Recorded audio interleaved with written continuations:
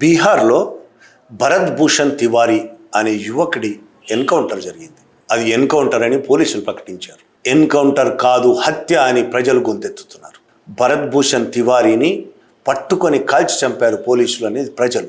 ఆ ఎన్కౌంటర్కు నిరసనగా, ఫేక్ ఎన్కౌంటర్కు నిరసనగా బీహార్లో పెద్ద ఎత్తున ప్రజలు కదులుతున్నారు. ఆ తివారీని చంపిన పోలీసులందరినీ శిక్షించాలని, వాళ్లకు ఆదేశాలు ఇచ్చిన రాజకీయ నాయకులను శిక్షించాలని ప్రజలు డిమాండ్ చేస్తున్నారు. అసలు ఏం జరిగింది? తివారీ అనే అతనికి అంత పేరు ఎలా వచ్చింది? సోషల్ మీడియాలో మీరు చూస్తే బీహార్కు సంబంధించిన వాళ్ళు చాలామంది సోషల్ మీడియాలో భరత్ తివారీని కీర్తిస్తూ, ఆయన భగత్ సింగ్ అంటూ, అతను విప్లవకారుడు అంటూ ప్రచారం చేస్తున్నారు.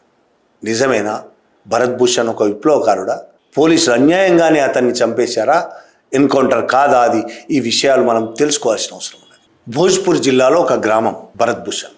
ఆ గ్రామంలో అతను అనేక కార్యక్రమాలు చేశాడు. అతను పేదలకు వచ్చిన సమస్యలన్నింటిలో అతను పాల్గొన్నాడు. భూ ఆక్రమణలు కావచ్చు, రోడ్డు వైడింగ్లో ప్రజల భూములు పోతే కావచ్చు, అటువంటి వాటిలో వాళ్ళకు మద్దతుగా నిలబడి అనేక వీడియోలు చేశాడు. అధికారులను కలిశాడు.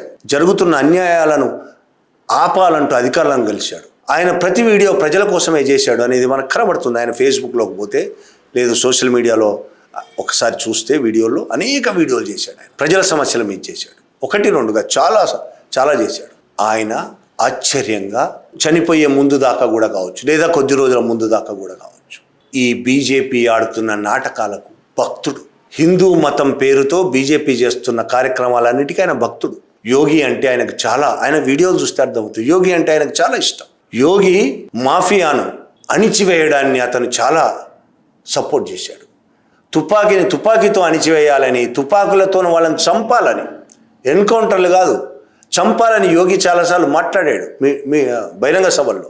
వాళ్ళు తుపాకులు పట్టుకుంటే మేము తుపాకులతోనే సమాధానం చెప్తాం, మామూలుగా వినకపోతే మేము తుపాకులతోనే సమాధానం చెప్తామని యోగి మాట్లాడుతున్న మాటలకు ఈయన ప్రభావితం అయ్యాడు. అలా పోలీసులు తుపాకులతోనే ఈ సమాజాన్ని న్యాయంగా పరిపాలించేటట్టు చేస్తారని భరత్ భూషణ్ నమ్మాడు.